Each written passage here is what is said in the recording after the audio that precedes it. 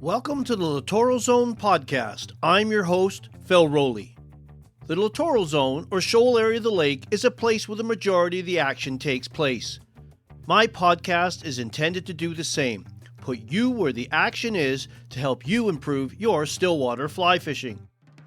On each broadcast, I, along with guests from all over the world, will be providing you with information, tips and tricks, flies, presentation techniques, along with different lakes or regions to explore. I hope you enjoy today's podcast. Please feel free to email me with your stillwater-related fly fishing questions and comments. I do my best to answer as many as we can prior to each episode, just before the main content. Thanks for listening. I hope you enjoy today's show. Lake access is often a challenge for someone wishing to spend more time fly fishing lakes. For many, it is a barrier to becoming addicted, like me, to the charms and rewards of fly fishing still waters. Although there are definite advantages to fly fishing still waters from a boat, float tube, or pontoon boat, you can also have excellent success fishing from shore. How to fly fish lakes from shore is also a question I am often asked. When I travel to destinations such as Argentina's Jurassic Lake or Nevada's Pyramid Lake, shore fishing is the safest and arguably the most productive way to explore these world-class fisheries. Colorado-based fly fisher, guide, author, fly designer, and fellow lake addict Landon Mayer has been a good friend of mine for many years. We first met on the show circuit and found we have much in common, not just our fly fishing addiction. A few years ago, I spent a week with Landon as we visited local fly shops and provided stillwater-based tying and fishing workshops. During my stay, I was fortunate to fish some of Landon's home waters, including Spinney and Antero reservoirs. These waters, and others within the region, offer excellent shoreline fishing, where Landon has honed his shoreline skills. Recently, I was fortunate to spend some time with Landon in his home to catch up, relax, fish, and talk about his thoughts on fly fishing lakes, and in particular his shoreline strategies and tactics. I hope you enjoy today's podcast and find it helpful and gives you some tips and insight into fly fishing lakes from shore. Before I sit down with Landon, let's review today's question from Matt Lehman. Matt writes, "Hey Phil, I was listening to your Devin Olson podcast yesterday. It was great." Thanks, Matt. I'm glad you enjoyed it. I fished one of my favorite southern Wyoming lakes yesterday as well. Conditions were great other than a consistent north wind all day long. I tried every depth, retrieve, line, fly combo, lock style, anchored, etc. I could over 6 hours, and it was tough. I had a similar experience on the same lake a month ago when I had a consistent cold north wind all day. The old wind from the north do not go forth parable was definitely on my mind. Can I ask if you have opinions on wind direction and north wind specifically, and how they affect trout, or if you have had similar experience? Thanks. Well, Matt, I have. There is some truth to the old parable regarding wind direction. In the northern hemisphere, our best winds come from the southwest, as they typically indicate a period of good stable weather and usually good fishing. When the wind comes from the north or east, it often signifies a change in weather and temperature, and usually not great fishing.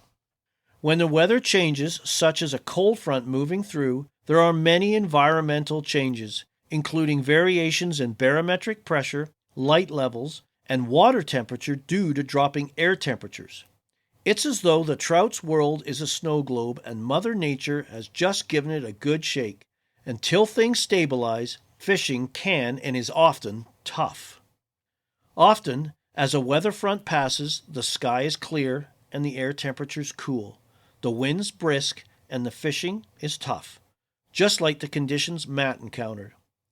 I always find fishing tough on these days as the trout remain unsettled and inactive for a day or so until they adjust to their new norm. They often retreat and stage in deeper water too, leaving the shoals where we typically like to fish as stillwater fly fishers. At this time, because the fish are deeper, I tend to work flies slowly and spend more time in those deeper areas where the trout are often sulking and staging. I use flies such as balance leeches, blobs, chironomid larvae, and pupa. Essentially any other flies I can fish slowly, as the fish just aren't in the mood to chase flies. However, occasionally I'll also fish an attractor pattern using brisk retrieves to try and trigger a grab. Not a feeding response, but they're predators, so they're going to chase things down just due to their naturally aggressive nature. Fishing is often tough in these conditions, so don't expect miraculous results. But if you're persistent and recognize the circumstances and adapt, you should be able to land a fish or two. A great question, Matt. Weather always plays a role when we're fly fishing lakes. All right, welcome to the Littoral Zone podcast. Today I've got a special guest, good friend and fellow stillwater addict, Landon Mayer. Hi, Landon. Thanks for joining me and welcome. Thank you, Phil. Pleasure to be on, man. Looking forward to next best thing to fishing, talk fishing. Exactly. That's the best thing. So for our viewers out there, our listeners out there who aren't familiar with it, who is Landon Mayer? Landon Mayer is an author, full-time guide on the South Platte River system and stillwaters in South Park. Born and raised in Colorado Springs, and like yourself, fell in love with rivers and stillwaters alike and have ventured more and more into the stillwater realm for giant trout. So that's cool. Yeah. I'm a little biased in that area. So how long have you been fly fishing? When did you pick it up? Started when I was 8-9 years old. Started fishing here or there with friends, family members, and started to really dive into it when I was 13. Started learning to tie flies at the Angler's Covey in Colorado Springs. Took off from there and started right out of high school guiding through college. Ventured 1 year in Alaska, and I joke, but it's true, that's when I became a man. As you know, it can be adventurous up there with the bears, and now here we are today. Just took over everything, passion, and now luckily a career. So yeah, you do this full time. So you're still guiding? I am full time, 200 days a year, split them between river and reservoir, so I'm doing about 100 days each, and mainly in South Park or around some of the South Platte River system, and then travel abroad as well. So it's been a blast. Can't wait to get into 2024, my man. And you've done a little bit of writing too, haven't you? Just a little bit.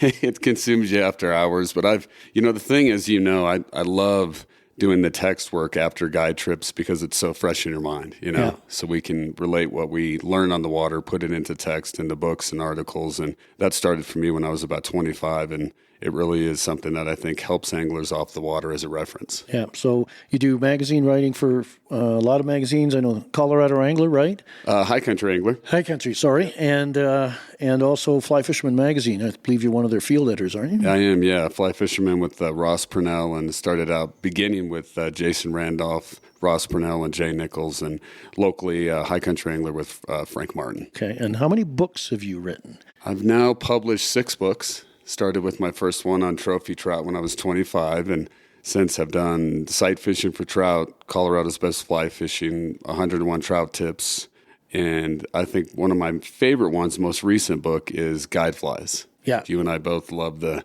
art of designing and giving back through flies, so that was a blast. Now, you have some great stillwater patterns in there, and we'll get to that in a bit.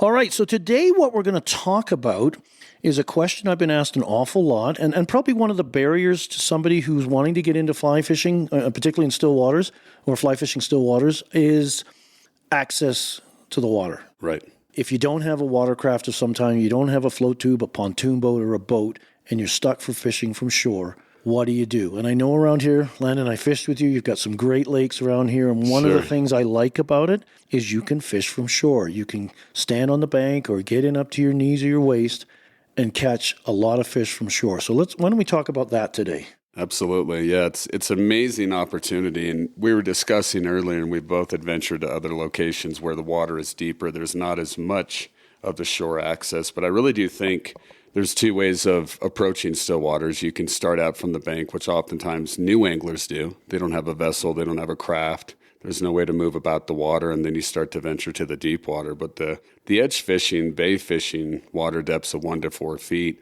for me personally, I produce some of the largest trout in addition to my clients as well. And I think it's some of the best and the most exciting sight fishing you can experience. It's amazing. Well, it makes sense. When you're fishing close to shore, it's shallow. Right. It gets the benefit of sunlight, which stimulates in productive lakes weed growth, which provides a natural source of food for the trout. That's kind of the Costco, Walmart of the underwater world where they go get their groceries. That's right. So it's a great opportunity to be there and to be fishing. And you have some great still waters around here, don't you? We fished the last time I came out and visited you, it was Antero and Spinney. But what other lakes do you have in your area that offer some great shoreline opportunities? Yeah, 11 Mile Reservoir is another great one.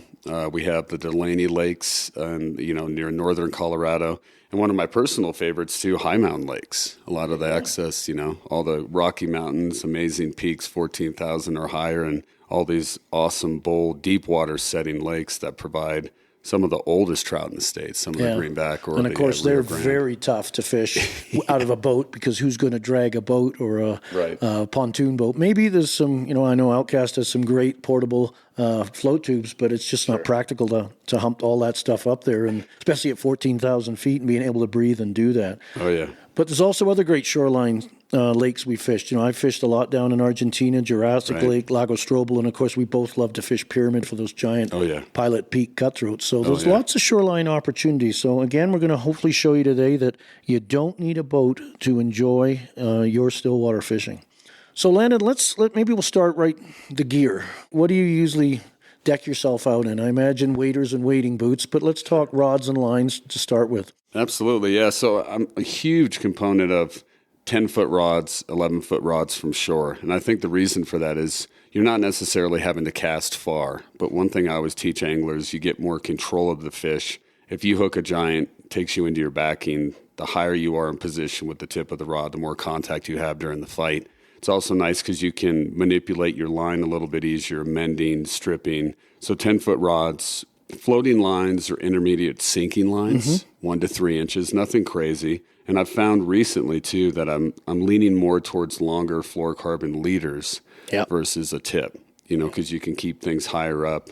Wading, of course, you want to make sure you have chest waders, boots that you don't necessarily care too much about. You want to make sure that they're going to, you need something that's going to have durability, you have good traction, but know that they're just going to get beat up and worn down in the course of 1 year. They're soaking in water the most of the time. So plus you're walking around a little bit. You don't need cleats? You don't necessarily need cleats, no. Although it was funny, when I've gone down to Argentina, we use cleats. There are rocks. It's a very rocky region you're fishing, and you are running around a bit like a mountain goat at times on some of the rocks, so cleats are helpful down there. But there was the time we spent on Antero and Spinney, it was pretty much necessarily soft bottom, so it was fine. Because that's usually been a barrier, I think, to some people when they look at many lakes.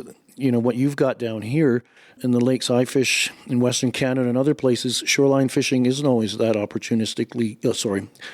opportunity. You've got land access issues, the boat ramp, maybe the only point of access, the rest of the lake's private. Sure. You got trees down to the shoreline. Right. You got soft, muddy bottoms. You take one step in and you're up to your armpits in mud. And sometimes the weed beds grow right to the shore and you literally can't get a cast through or over them properly. You hook a fish and now what, right? You got to drag it in like a bass, which big rainbows and browns and cutties generally don't like to be dragged in that way. But when you can fish from the shore, you should definitely do it. Absolutely. Okay, so you're talking lines. You mentioned floating line. You ever use midge or emerger tips at times? I do, yeah. The tips can be great, especially when you're trying to get a little bit of depth or a little bit more control if you're doing the retrieve or the strip. If you're not always hanging under indicators or dry flies. So the tips can be great. I think the key is just understanding the zone you want to fish is 1 to 4 feet, 1 to 3 feet. So when you're sinking, it's 1 to 3 inches per second, even less. Yeah. Something super light. So you're not going to be, I don't think you're going to be in any situations where you're going to be fishing into 20, 25 feet of water off a shore. You certainly can. There's lakes, obviously, that are going to provide that for you, but that's probably not one of the spots you or I would pick to start from first. Right. We're going to like that shallow area where the food lives and the fish come in to hunt. Exactly. So line types we're summarizing. You're saying floating line, midge or emerger tip, a hover, maybe a clear intermediate that sinks about 1.5 inches per second. Clear intermediates are great for the streamer retrieve, or my personal favorite for imitating crayfish, hopping and bouncing them on the sand or muddy bottoms. That's a great way to really produce better results and better presentations. And in addition to that, weight forward, just make sure you're using fly lines with long bellies. Mm-hmm. You want to be able to carry line with one back cast, one forward cast. It's almost similar, but with a longer rod of what you'd experience in the salt. You've got moving targets, and you may go from 90-degree angle to the right and try to pick up and go directly 12 noon in front of you. And you got to be able to carry line. So I think, the tapers with weight forward anywhere from 25 to 40 feet play a huge part. Mm-hmm. Yeah, yeah. So let's talk about your leader setups, because you mentioned a couple of things early on about, stripping streamers and crayfish and fishing indicators and fishing dry dropper stuff. And I like to fish the washing line. We'll talk about all those in a second. But let's start with just your basic setup you would have for stripping streamers, like a bait fish pattern or a leech, no indicator, right. Crayfish. What's your basic setup there? Yeah, I think for me, it's, I'm using leaders, lengths range from 3 to 5 feet, fluorocarbon, and I'll tie those directly to a micro swivel, which I'm a huge fan of micro swivels. I love freedom of motion, rotation, doesn't kink or damage the leader. In front of that, I'll adjust the tippet section, which can be anywhere from 6 inches to 2 feet, depending on how close I want to get to the bottom, how much I want to move my flies. But I would say, generally speaking, 1 to 2 feet from the micro swivel forward. If the fish are incredibly spooky or it's calm water conditions, I'll extend my leader. That way I'm not as close to the fish with the fly line. They don't get as spooky or wary. If we get, which we love, big fish chop, a little bit of 6 or 12-inch chop on the surface and the fish are getting close, the water's a little off color, I'll shorten that up, have more direct contact to the streamer. And then last but not least, most importantly, I teach this in all my classes, loop knots, non-slip loop knot. Just giving motion, freedom of motion and access to the fly where, the key for me is, especially on the streamer bite or let's say the crayfish bite, it's not the retrieve, it's the pause that gives you the action of the fly. Yeah, that makes sense. Yeah, you really don't want to fish a leader any longer than you have to. And that chop you mentioned, that's also an excellent time for those clear tip or midge tip lines. Because, if you're fishing, I find when you're fishing, indicator presentations are just floating line and, a bit of a longer leader or something like that with a small nymph, that surface chop can bounce those flies up and down because it's impacting the floating line. That transmits down the leader of the fly. Now, granted, some days they love that stuff. Yeah, they do. But other times, not so much. So that tip will bite right in and just allow, as you mentioned earlier, to stay in control of your presentation, and you can feel those takes. Absolutely. All right, so we talked about that. So you're overall, on average, if I understood that right, you've got a leader that's about 3 or 4 feet to a micro swivel and then a couple extra feet. So your leaders are 5-6 feet on a floating line. Yeah, and a floating line, not too long. I mean, I can go upwards, I'd say 7 to 8 feet if it's really calm. And of course, when you have no chop on the surface, you have no disturbance, there's no cover for the fish, we'll definitely make that adjustment in a big way. So I would definitely stay short, better contact with the streamer bite. If need to, you can go long. Imagine your perfect cast in the pristine waters of Bristol Bay, the heart of the Alaskan wilderness. Togiak Lodge sits in this unique paradise, offering unmatched fishing amidst breathtaking landscapes. Envision yourself right now amidst nature's best, with every fish narrating its own epic tale. You can visit togiaklodge.com right now. That's Togiak, Togiak. Your story woven into the fabric of Bristol Bay, where every cast is a memory, every fish is unforgettable. All right, let's talk about indicator setups, both with an indicator and using a dry as your indicator, a dry dropper setup. What's your setups there? Oh man, that's my bread and butter. So as you know, I'm the leech man. I'm the leech guy like yourself. It's always leech season. I've become such a believer in the dry dropper scenario and setup that I'll even fish it in the spring. Mm-hmm. If fish are cruising the edge and they're concentrating on multiple food supplies and eggs come into play there, the fish are at ice off, concentrated in numbers, I'll have fish come up and tank a hopper. I mean, just because it's natural, it's there, they're opportunistic.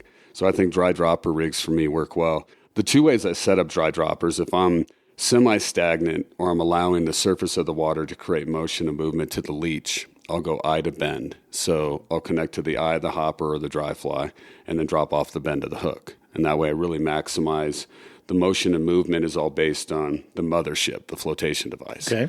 And then if I'm moving flies, let's say the damsel hatch, I need something moving, I'll connect directly down with the tag. So the tag coming off is going to be 18 inches, maybe a little bit less to the leech, depending on water depth. Mm-hmm. And then that tag's going to be my dry fly. And then the leader and tippet's directly connected to the anchor fly or leech below.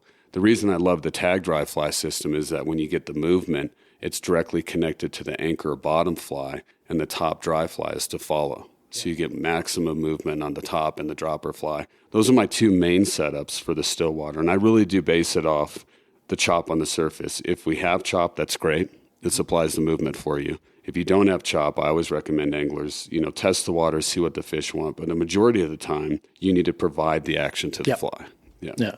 So if I understand this right, so your standard dry fly setup, or we're talking dry dropper right now, you still got that same 3 to 4 feet from fly line to your dry fly. Mm-hmm. And then you were going to hang off the eye of the hook in the choppy conditions 2 or 3 feet down with a fly like your mini leech. Mini leech right? jig, yep. If that surface chop is, what you're doing there is because the surface chop is bouncing that dry around, that's being transferred down to the leech and providing additional animation to the fly. Exactly. And then when it's a little calmer or even flat calm, then you're going to do your 3 or 4 foot section, connect your 2 feet of tippet, leave a tag end out. That's where your dry fly goes, and then your leech is hanging below. Exactly. Okay, yeah. Good. In addition to that, one thing, and I learned this in South America, I know that you have the same experience when you're dealing with heavy wind. If I need to build and develop a longer leader, instead of in the past, I try to come up with the formula. Now I would just try to simplify it. I take a tapered leader, starting at 15 to 25 pounds at the butt section. Yep. And then that tapered leader, which let's say it's 4x and 9 feet in length, I'll cut back the first 3 feet, and then I'll build forward from there. So I'm going from 20 pounds, tapering down to 3x. Okay, so you're cutting the butt section. That's where you're removing? I'm removing the tip section, keeping the butt section. Oh, okay. So we go from thick to thin. And I do that quite a bit now because when I learned that system in South America, of course, I show up and they're like, yeah, we may have a little bit of wind. As we know, it's 100 miles an hour, it seems like. But it was incredible to me with Gustavo and Set Fly Fishing as a company when we went up to visit, how they were able to turn over a size 10 hopper and literally 40-mile-an-hour winds. Yeah. And the leaders that they were fishing with spooky fish, especially in their spring creeks and some of their stillwaters, I mean, they were throwing leaders 10 to 12 feet in length. So if I need to, that same setup, especially the dry dropper, if I need to extend and have more length, it's important that you just taper down from that thick butt section all the way forward to where you can go from 20 to 4x, because that, just like fly line on a, weight of the fly line on a fly rod, that's going to store, transfer, and release that energy. So that plays a huge part in leader development. Yeah, similar to mine. I usually start with a 7.5 footer, and that might go, like down to 2x. I like to fish off independent droppers most of the time, and then I would put, connect my 2 or 3 feet of tippet, whatever I need to, suspend down. So similar. So you got some backbone in your leader to help. Exactly. Because I think we're both saying that the same thing. We want a leader that's going to help us catch fish and also not get us frustrated, especially in windy conditions, because the good thing about windy conditions, that surface chop, it kind of masks our presence. Before we get into the indicator leader, I'm just jumping on something before I forget it. You mentioned about line design and tapers, and we touched on it a little bit about fly line, but I think it's important for people to understand tapers and how, when you want a line to turn over a big, dry, bushy dry fly and a dropper or an indicator, or you're working in or longer leader situations, not necessarily from shore, you want to have that mass of the fly line a little closer to the tip to help push that over, because you need mass to push mass. Absolutely. But conversely, on a flat, calm day, you may end up, especially and we'll get into some dry fly stuff in a bit, you're going to want a fly line that the front taper is a little longer to move that mass away so you get a more delicate presentation. Right. Yeah. Absolutely. Okay. Absolutely. All right. We talked dry dropper. What about indicators? Indicators, for me, it's an interesting topic. So there's a couple things that I do to approach the indicator. First and foremost, I'm a huge fan of clear thingamabobbers. And the reason for that, so that was one thing I learned. Yep.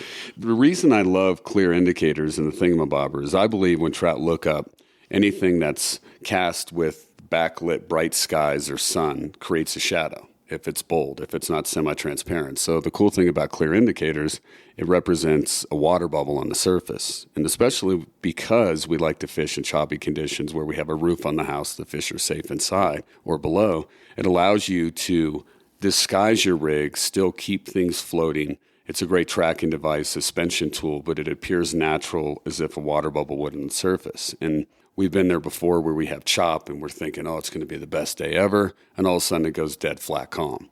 And the nice thing with that clear indicator is that you have the access for that. If I feel like I need something that needs or provides a little bit more sensitivity, then I'll use airlocks. Yep. And the cool thing about the airlock with that closed cell foam is you can really detect any small micro strikes, similar to what you get with yarn. less maintenance. You can adjust it up and down the rig. Add and subtract. Exactly, exactly. And then, of course, as you know, with the stillwater game going deep, slip indicators can work well if you ever do need to get into depths. But I think for the shallow water, those are two of my favorites, and I think really do disguise, Yeah, I'm the same way because Argentina, for example, we're typically fishing 3 to 6 feet down, and you may strip for a little while, and then for whatever, you get tired of it, or just the indicator bite seems to be a better choice. With those kinds of indicators, you can quickly add them to your leader, whereas the slip indicators, which I love for deeper indicator fishing, I've got to slide them on and take things off, so a little bit more involved in making that change. You bet. So your indicators, so what's your indicator rig? Similar to your dry dropper rig, only the indicator has now replaced the dropper?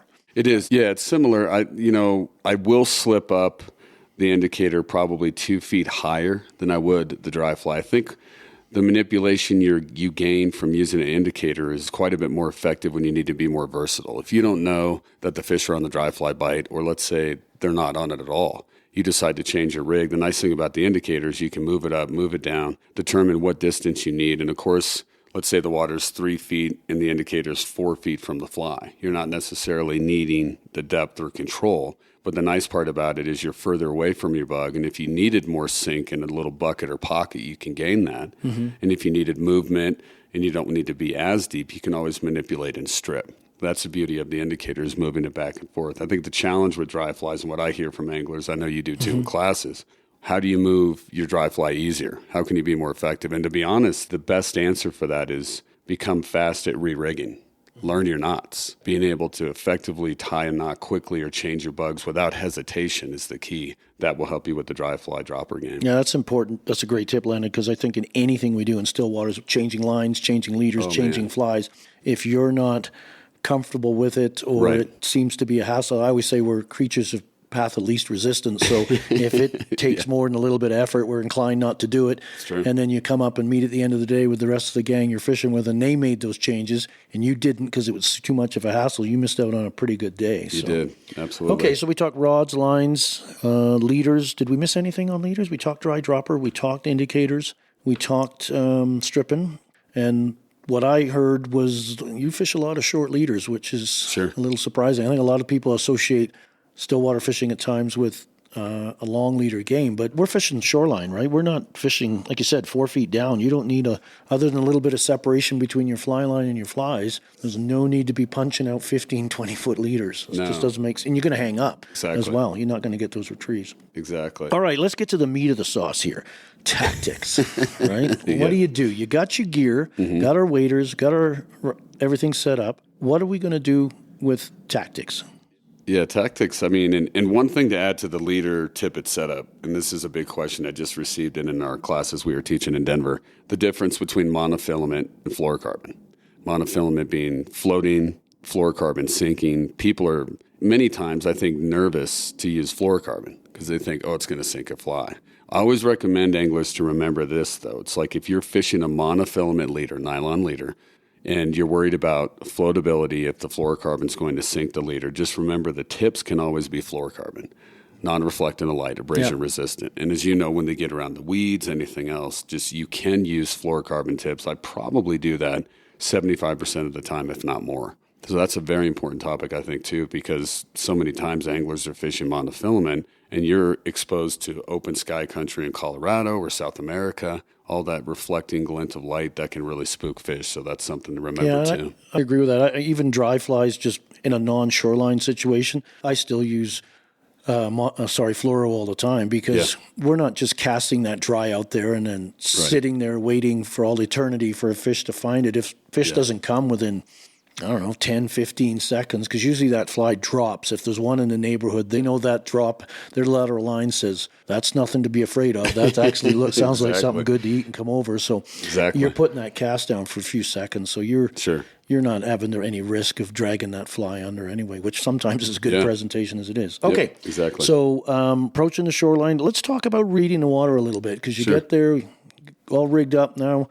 We're walking down the shores of Spinning or Antero or 11 Mile. And I'm following you like a puppy, and you're going to take me and catch fish. Yes. What's going to make you choose one area over another? I know you got experience on your side, so a little bit of a wild card in there. But for the first-time angler who's never fished those bodies of water before, what would you recommend, where they go, and why? Exactly, and that's a great topic. It's so intimidating for somebody starting out. I remember my first time on stillwaters looking at this vast waterway thinking, where in the world am I going to start? Especially from shore, because you're not on the boat. You can't find depth. You can't read water, no fish finder.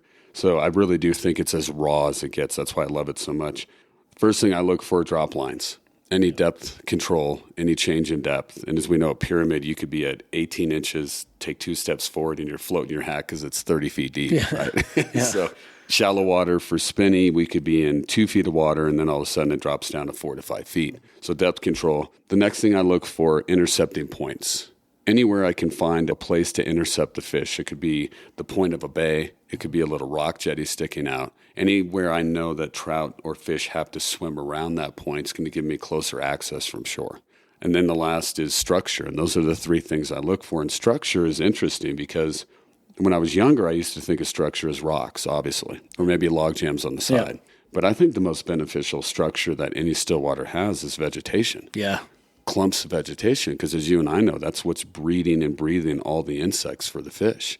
So vegetation really comes a big part of the play. And a lot of that can be based on, let's say you're standing on shoreline, you're looking at 40 feet, and all of a sudden you get a little bit of chop on the water surface. The cool thing about chop, not just because it moves your flies, on one side is glare, on the other side it's clear. When you get disturbance on the water, you get a longer viewing lane or window, so you can sight fish more effectively. And then you may be looking at glass or shiny water with glare. The chop rolls in, and all of a sudden you're like, oh, wow, we're going from a sandbar to aqua blue. And then that purple mass over there, that's a vegetation clump. So I'm going to cast around and fish that point. So those are the 3 things I encourage anglers to always look for. Yeah, and you can also read the water by just looking at the color, right? Because when light hits the bottom, it's going to reflect back and it looks lighter. So you're going to see those light spots. If you see a dark spot, that's probably going to suggest a weed bed, but it could also be deeper area. And I think it's important to hit those, especially weeds are so great for me because home to food, through photosynthesis during the day, pumping out some oxygen. Fish need that. And they feel safe and protected in there. They can cruise over and through it and along the edges. And there's little channels that show up, and those are just little magnets for fish to go through. It's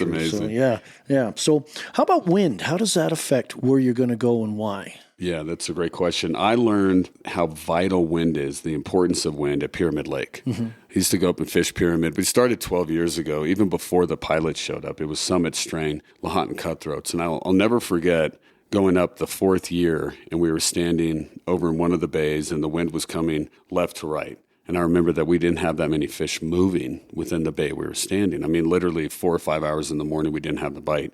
The wind shifted immediately right to left. And the minute the wind shifted, all of a sudden the wind was blowing into the point or the peninsula point of this bay. The fish started funneling in, just like fish swimming into the river's current. So whenever I have wind, I look for access point where the wind's blowing into or away from the bay. If it's blowing away from the bay, it almost triggers fish to swim in. But you want to be where the wind is blowing into the bay because it's going to chop up water, turn up food supplies, and also increase temperature, which that's going to be warmer water oftentimes than the deeper zones far out. So wind for me is a huge part. If I'm facing no wind situations on still water, that's when stealth comes into play. Yeah, that's one of the toughest scenarios, whether you're in a boat or on dry land, is that flat, calm, clear day, because those fish will still come in and feed, but they are a pretty spooky critter at that point, more so than they normally are. And if you make one bad cast it's over. Or just accidentally put a line targeting one fish you see and didn't see the second one and spook that one, they're all gone. Oh, so absolutely. Very tough, very tough. Very challenging. Yeah. I think the key is just always be on the move. So if the wind's blowing into the bay, you're facing the wind, it's turned on, little bit of tent, cover, big fish chop, oxygen, food's all there, awesome. And then all of a sudden it shifts. Just make sure when the wind shifts that you change to the location. Even if you have to find access to the other side of the still water, go to the bay where it's blowing into because the wind is going to cause the fish to move. And I think most anglers are afraid of that because they, nobody likes to cast in the wind, but you're going to adjust your casting stroke, right? Your angles, so your casting plane, so you can, and I've done in Argentina, and what you realize when the wind is sort of blowing in, just put your back cast up high. That's going to lay it out nice, and then tilt your casting plane so you're driving straight down. not straight down, right? But, Yeah. On an angle, get it down under a little bit, and you make it work. I think most people, when they get in the wind, they get panicky. The pace of that rod going back and forth, it's now a blur, right? So there's no chance for that energy transfer to take place. It's this big ball of line and leader above your head, and you're all tangled up, and people are sending you and I emails, you're out of your mind, I had the worst day of my life. So, it's true. Yeah, I think I always say wind is actually your friend in lakes. You need it. Oh, it's right? so true. Yeah, Unfortunately, it's a bit like a puppy. It just can't come over in a nice, normal fashion. It's got to come in at 0 or 800 miles an hour, it seems. But, yeah, it's really critical. I would choose, like you, if I'm standing and I got 2 bays or 2 likely looking spots, and one's flat calm and one's got a chop, I'm going to the choppy side. Oh, you got to. You want to time it. I mean, literally time your trips where you know you're going to be dealing with some wind, whether it's rocking all day or you get some wind coming in when it's flat and calm. And like you're saying, adjusting the cast. I mean, the steeple cast was designed to where when you have structure behind you, you can't make a back cast because you'll tangle. But the steeple cast is ideal because, like you're saying, the plane is straight or near the water surface. So when the plane's facing down, you're cutting through the wind. Yep. I tell anglers, especially those that are new to the sports, like, how do I make a cast? Literally hammer the nail. Yeah. Pick the nail off the table, elevate up, try to hit the nail on the head. And if you do that, you'll be able to cut through the wind, get a straight line cast. And with 80% of trout being 20 feet or less away, you're going to be able to make that presentation. Yeah, you don't have to bomb it out. Of course, another great cast in those windy conditions, if it allows, is a good old roll cast. Oh, yeah. Amazing. There's no worry of fly line above your head or anything like that, where all the bad things happen because line tangles in the air, generally not in the water, and that roll cast is great. Now, you mentioned something there again, just picking up on a little, is time. So let's talk a little bit about time to be on the water, because you had mentioned me in previous conversations we've had about the being on the water early in the morning, yet for certain types of fisheries and sort of more normal hours, let's say from 9 till 3 or 4 in the afternoon for different kind of fisheries. So time of the day, how does that fishing from shore? The timing literally is everything in fishing and life, right? Yep. It's literally the code we all live by. Timing on stillwaters is vital. And I think one of the opportunities you gain when you start fishing stillwaters is solitude, access to large food supplies, big hatches, big food supplies. In addition to that, your travels. And we were discussing this morning before this podcast that we're literally timing when we fish based on what type of stillwater. And one of the easiest ways, in my opinion, to break that down is, are you chasing the hatch or are you chasing the bait fish or the crayfish? And if I'm chasing the hatch, for example, the calabatus start coming off. And before the calabatus, we get damsels. I may only be on the water, let's see, 8:30, 9 o'clock, and just starting to rig. And then by 9:30 or 10, the damsels come out, followed by the calabatus, followed by some caddis. And we've got this midday afternoon bite before the storms roll in. That's going to be prime fishing. And, oftentimes when I show up in the morning, I'm in the flat and I'm looking around. I'm like, man, there's no fish. We're just waiting and waiting and waiting. And then in reverse, let's say we're at Pyramid or the Great Lakes. The fish are not feeding on hatches. They're feeding on bait fish. They're feeding on big food supplies or schools of fish that are cruising in shallow. We discussed this as well. I used to not think you always needed to be out first and last hour of the day. And all it takes is one trip to Pyramid Lake, as we know, and you're going to be out there the first hour and the last hour because that could be your shot at a giant. So if their feeding flats are based on food that are swimming or moving, we'll base it on first, last hour of the day. If we're dealing with hatches, we're going to try to time it when we're out there when the hatch is thickest. But also, I think the last thing I'd recommend there is post. Don't be there early. You don't have to be there mid-hatch. If you are, don't leave, because post-hatch, when the fish are still looking up or they're still chasing insects, you want to be there afterwards because that's when the fish are going to be extremely hungry. They've already had a taste of the meal and they're coming back for it. Yeah, they're still in that mood to look for it. Right. Also, I would think time of the day works and time of the season sometimes too, right? Oh, your spring and fall months are probably your better shallow water opportunities just due to water temperature and its dissolved oxygen content. Absolutely. Because I know we fished Ontario that time, and it was hot. And the shallows were vacant. We worked them for a while, but they were, I think when we started, it was like 66 Fahrenheit, and that was okay. We're starting to creep up, but then it started getting close to 70, and we were gone. Yeah, there was nobody home. Right? They've all slid out of the because it's not so much about they're hot or cold from a temperature perspective is that water is not holding much oxygen, and they're struggling to breathe in there. So yeah, they're smart at moving. That's the beauty of stillwaters is the fish really do adapt and adjust well. Rivers, they're pretty much stuck in many scenarios where they have to stay in that warmer condition. Stillwaters, they retreat to the depths quickly. Yeah. And, in return, I think one thing that I try to focus on and pinpoint on in classes as well, the term ice off. When ice is coming off the stillwater's edge, I used to try to chase it where I'm right there. I can see the ice shelf. Mm-hmm. It's about 50 feet away, and I'm casting onto the ice shelf. I've done that. Falling in. And that works well. We can catch fish. But now what I believe is ice off is the term, the ice is off the surface of the water. I'm looking for temperatures that are 45 to 55 degrees, and then I know the fish are in the edge. They're right up against the bank, looking for food, the warming trend, and that really can produce great results too. So yeah, time of year is vital. Yeah, not only time of day, time of year. Absolutely. So let's, more presentation stuff. A lot of times people get into this just cast straight out in front of them approach, but you need to spray those casts all around the clock, all over right? the place, yeah. Fish the clock. Yeah, fan casting. So absolutely. Explain to the viewers how you do that. Yeah, so I break it down. If we're standing on the edge, and let's say we have a straight edge on the bank, it's not a point, it's not a bay, it's just a straight shot. I'll have anglers cast 45 left, directly in front, 45 right. Mm-hmm. And each time they cast, it's a new location. Yep. And this is if we're not seeing fish. This is just covering water effectively because, as we know, stillwater fish are constantly or majority of the time on the move.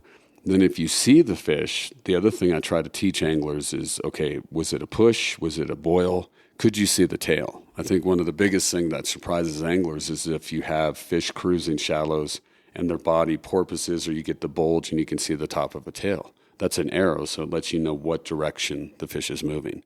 And I visualize presentation and movement just like a quarterback leading a receiver with a pass. I'm thinking we're not casting to where the fish is, we're casting to where the fish is going to be.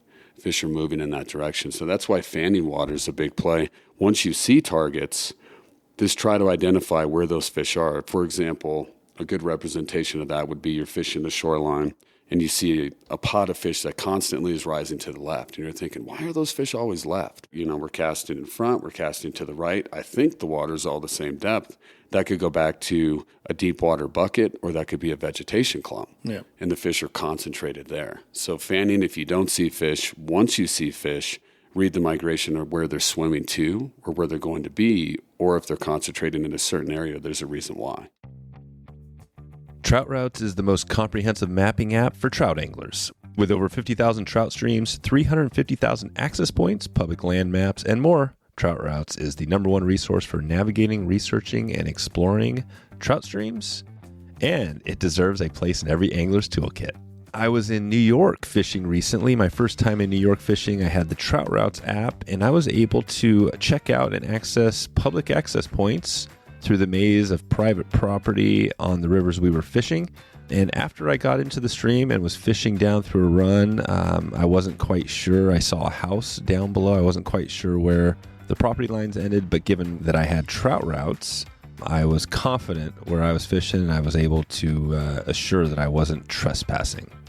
You will be fully prepared with offline maps. You can get driving directions to points of interest, drop pins, add your notes in the app, all while keeping all of your data private to your account only.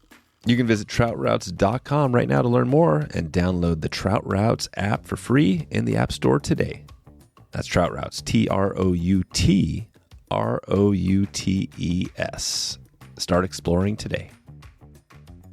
And I also like to sometimes, if you've got wind blowing maybe left to right, right to left, or coming in on maybe on a 30, 40 degree angle towards you on the shore, you can wind drift, right? You can cast out.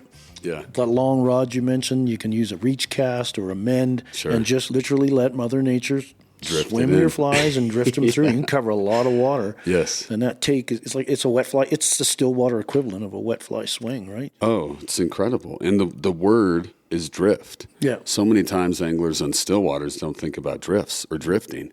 They think it's still, like there's no movement. But once you get wind, it's the same as the river where you have the drift. That's the providing current for the fish to feed and for you to get a presentation. And those fish are, your cutthroats, browns, rainbows, they're river and stream fish. And it's in their DNA in their to blood. swim into current, right? And so you've got this fish moving upwind, and you've got your flies coming downwind. It's a great collision, isn't it? Yeah, that's the wreck you want. So let's take a typical day on the water. What do you've picked your spots? How are you going to start? Do you have a pattern of things you like to do, or do you just sort of go with what Mother Nature tells you? What do you? Yeah, so if I see a hatch, I'm going to try to match the hatch. I'll try to look to see what bugs or food supplies are on the surface of the water. I'll also look in areas similar to my approach in rivers. In rivers, I believe that the fish are so pressured in deep waters, they move to the waters in between. And if there's heavy pressure on still waters, there's more of that growing every year. I look in the shallowest of spots that are congested with vegetation. And let's say you can't wade into that zone. I'll even take out the outcasts, get the boats in there shallow, and you're moving around what feels like a big pot of spaghetti. You've got weeds and noodles everywhere.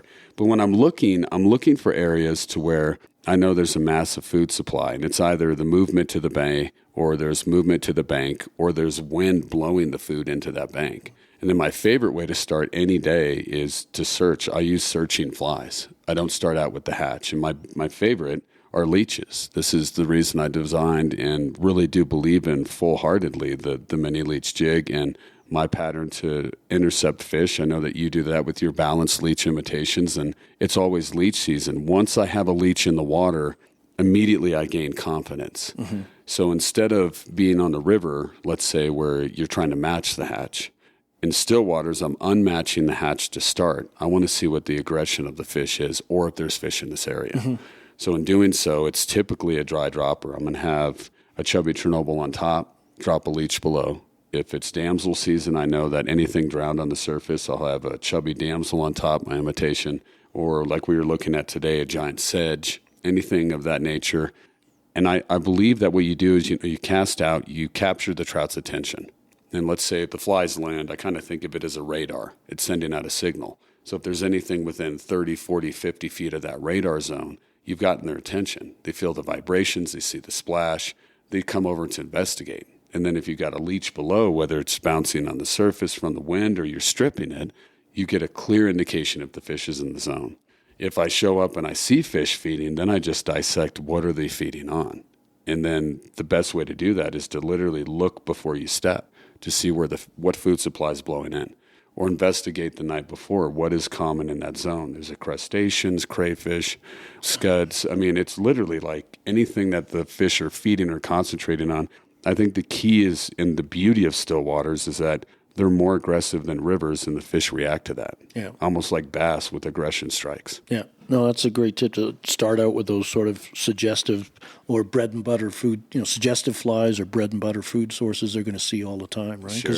I know when we do my trips down to Argentina, the primary food source of those giant trout are scuds, and they're not very big. My last trip, I throat pumped a fish, and it was full of size 18 to 22 scuds. Small. But those fish are just gliding, like they're not even moving. You don't even see fin movement. You just see this submarine oozing by. That's probably there's no visible tail movement, no pectoral fin movement. Yeah. Their mouth is just half open, and the wave action is churning up those scuds out of the rocks, and they're just living large, right? You just suck this in like a basking shark. It's crazy. So it's scuds, snails, and zooplankton. So, but they'll eat leech. Right? Oh yeah, because everybody's all match the hatch crazy. I says the fish don't have flashcards down there. It looks like food and good to eat. They're gonna give it a bite. So exactly. So exactly. So good points, because those bugs are shallow water bugs. Your scuds, your leeches, your crayfish, even bait fish, right? Because big time. If they go out in deep water, it's not going to end well for them. So and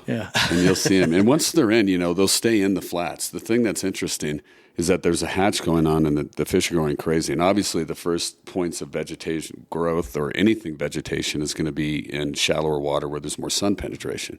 Deeper water, it takes a little bit longer. So the fish have adapted before they even start feeding, unless it's early in the season or you're dealing with, heavy, dense hatches like the chironomids. A lot of these fish are going to eventually, at some point in the day, investigate the shallows. Even if they're feeding in the depths, once that starts to subside, or just because of their nature, they're going to go shallow. So when those fish get in the shallows and they start to move, you'll see the craziest things. Like they'll chase bait fish all the way up under the shoreline to where they're almost sticking out of the water. Just like a killer whale chasing up a seal on the beach. You're like, what in the world was that? And you'll see them come over and all of a sudden the fish will investigate, swirl, turn around in a complete circle, and then lift up and take something on the surface. And they're swimming by, they see it, and they think, oh man, that looked like a big meal. I'm going to come back and take it.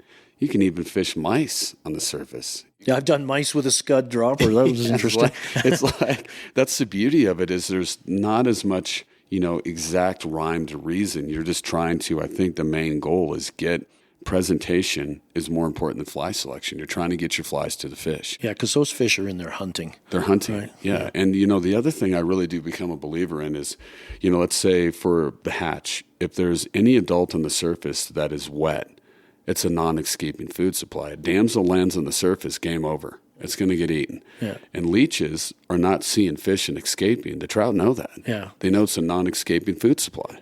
So they're going to come over and expend the energy needed to regain the nutrients from eating that large, food supply. So I think that's a huge part of it too. Well, let's talk flies. It's funny because I think we all get asked, what's your favorite fly? And it's such a, I always say, how long's a piece of string, right? Because it varies. But you've touched on a few favorites. Why don't you sort of give our listeners a top 5, top 10 of your go-to confidence flies, if you will, when you're fishing from shore? Yeah. So I think for me, number one would be the leech, for sure. I think another confidence fly for me is a good old-fashioned hare's ear, good fly. A great fly because it's so versatile. There are some great imitations out there for calabatus or swimming nymphs, and don't get me wrong, there's many on the market. Mercer's epoxy back calabatus nymph is a killer. That's a great fly. But if you were to generalize it, say leech, hare's ear, epoxy back calabatus, I think another one that's a go-to classic, and you cannot leave home without it, a red worm. You cannot go wrong. Right? Yeah. Exactly. So chironomid larva, you can do red worm imitations. You obviously have to have a chironomid imitation. For myself, growing up, it was always the ice cream cone. That was a classic standard go-to, and thanks to Brian for that. It's a great imitation. I think for me now, my Titan tube midge is my go-to for that, and tungsten beads. For dry flies, you cannot beat chubby Chernobyl. I think that's one of the top imitations because you can mix up the colors. You can make it, purple. I designed my chubby damsel with blue. You can have tan to represent Bacatus, sedge, anything on the surface moving around. That's a wonderful go-to imitation. Plus, those legs just kick in the slightest. They do. It just looks alive, and it's like I don't know what that is, but I'm going to eat. Yeah, I'm going to eat it, and I think that's the top 5 for me. And then, in addition to that, last but not least, we'll add a 6th.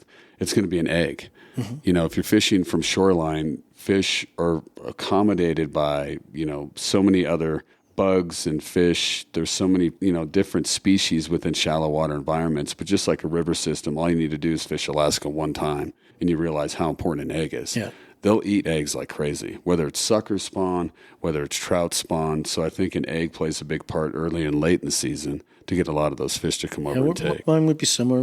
You could argue a blob is egg-like, and those fish are, trout in lakes can't spawn successfully. They need moving water, but they're going to release eggs, uncontrollably at times, and they gather in the shallows. Yeah. So that makes sense. And plus, it's again, huge. they're opportunistic. It looks good, they eat it. Right? They're not standing down there. They don't have hatch charts going, wait a minute, that's not, that doesn't come out for another 6 weeks. I'm not eating that. It's huge, It plays so a big your part. mini leech, that has been quite the fly. Yes. Right?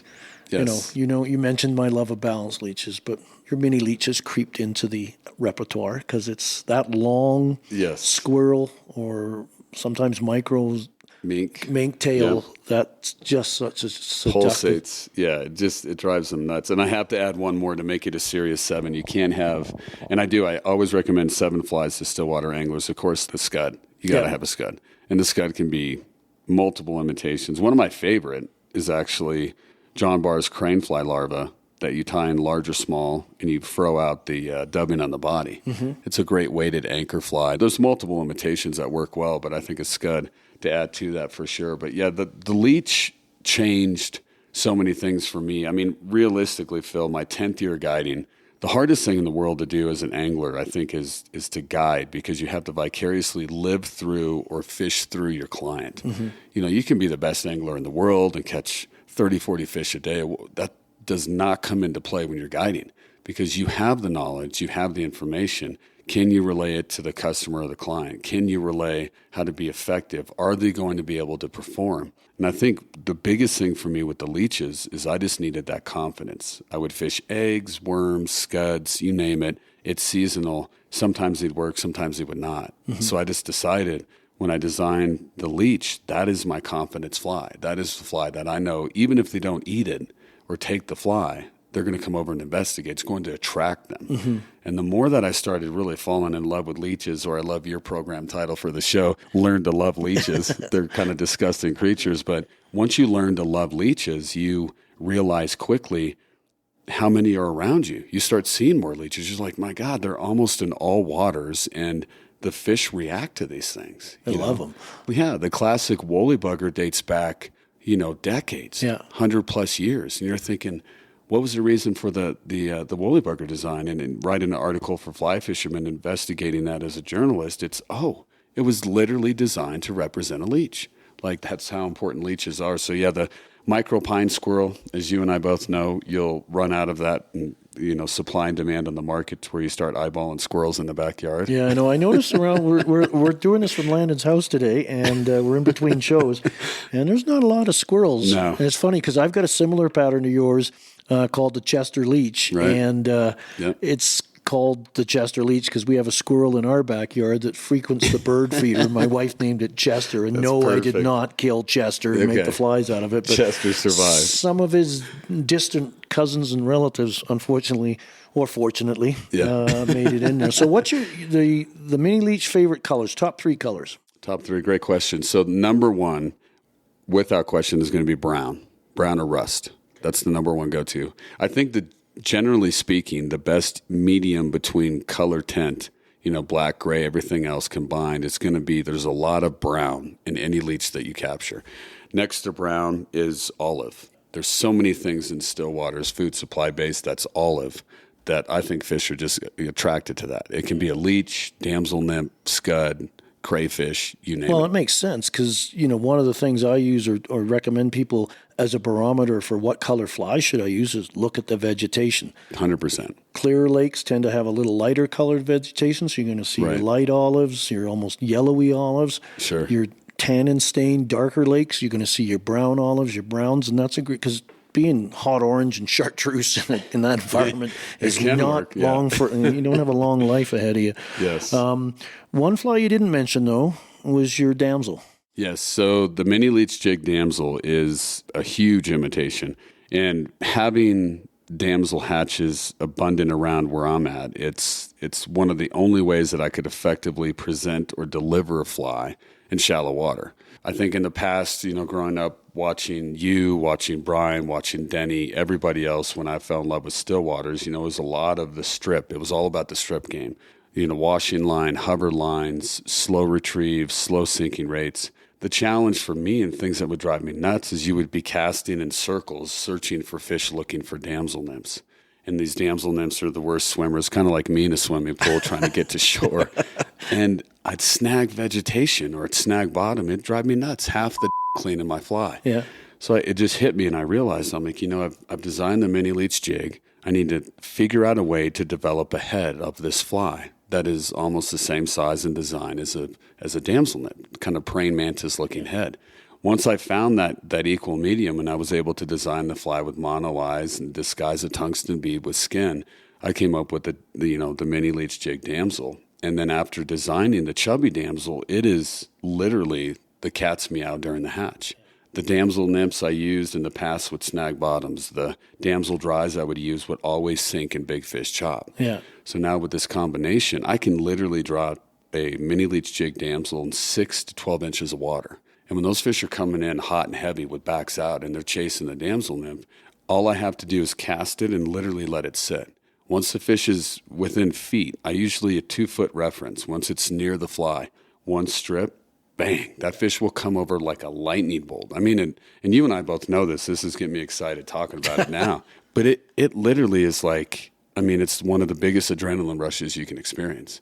It's the closest thing I have to my reference when I was in my 20s chasing saltwater fish. And Phil, I mean, we know this and anglers should experience this. We have it available throughout the U.S. and the world. Yeah. And it's not that exposed. It's more solitude and more bang for your buck. But that damsel nymph and the damsel hatch it's literally life-changing. No, it's for me, it's one of my favorite searching patterns, particularly from Shoreline, because they love living in vegetation. They are predators as a nymph. Yes. So predators always get themselves into trouble because they'll move from one position to another look on their hunt for food, and in that process, they become food. They become the best So food. A fish is, any time of the season, it's totally accustomed to see a damsel nymph go by and take them. And I think part of the fun of damsels, too, is because when they emerge, they swim towards shore in large numbers and crawl out. Oh, yes. So you are standing where they're crawling out, and you are retrieving your flies or fly in the same path the naturals are going. It's a very deadly presentation. It's unbelievable. And,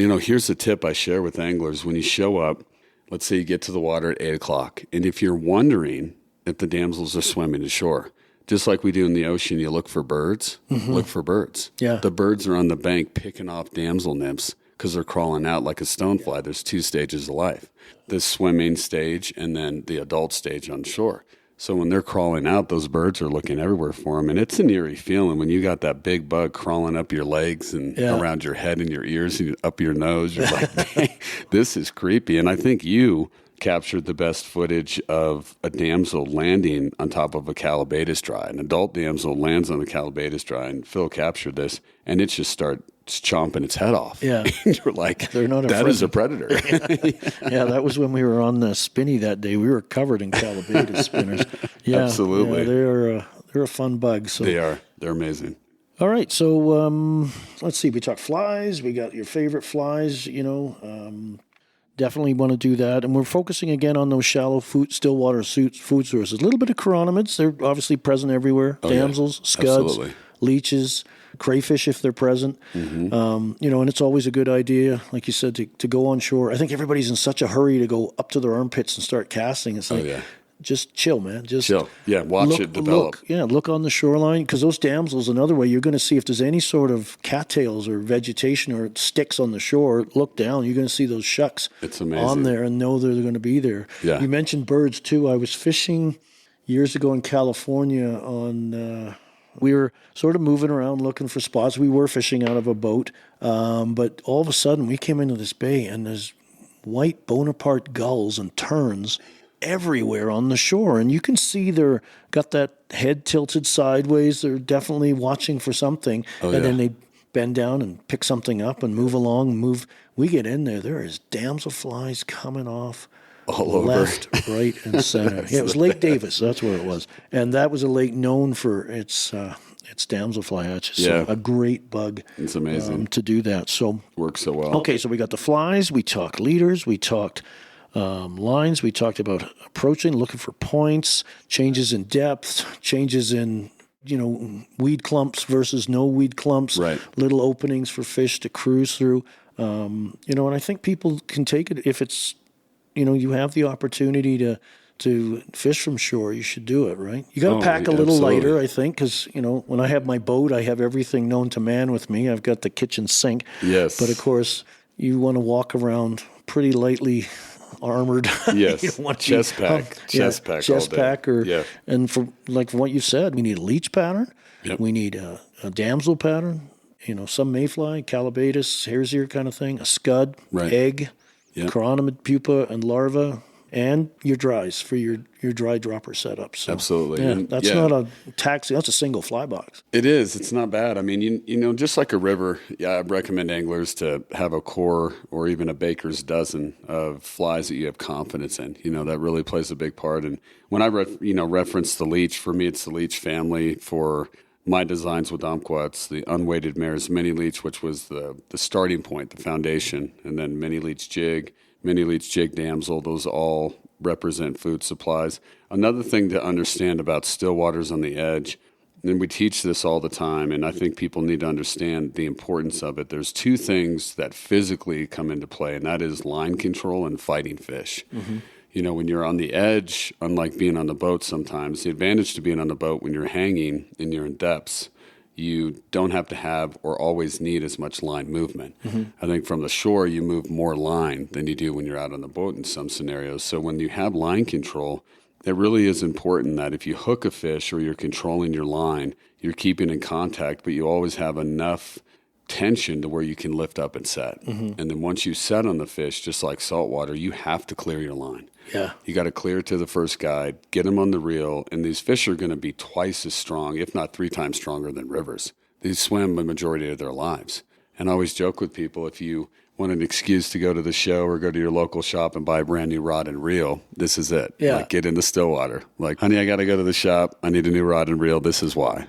Well, when you hook one of the productive stillwaters, the big fish that they're known for, when you hook one in 3 or 4 feet of water, and the security of deep water might be 100 yards away, that fish is moving. They're going. They're going places, and they're jumping all over the place because there's just not a lot of water to hide in. They're going to try and, like a saltwater flats fish, they're going to try and wrap you around everything. And I think it's really important to, you mentioned about clearing the decks, getting that line on the reel. Oh, big time. And I'm a big believer in that too. You know, a lot of small fish, you can strip them in. Right. But if you get in the habit of putting fish on the reel, regardless of size, when you hit that true monster, it's second nature to you. You just put the fish on rather than going, oh God. Because I think they get all worried about, people get worried about putting the line on the reel, drop the head down, the rod tip follows, slack, fish gone, right? Exactly, yeah. Just understanding that line control. And that's, the beauty of it too, Phil, is that you get the opportunity to become the ultimate angler. I think one of the best ways to advance as a trout angler, in addition to rivers, in rivers we can get away with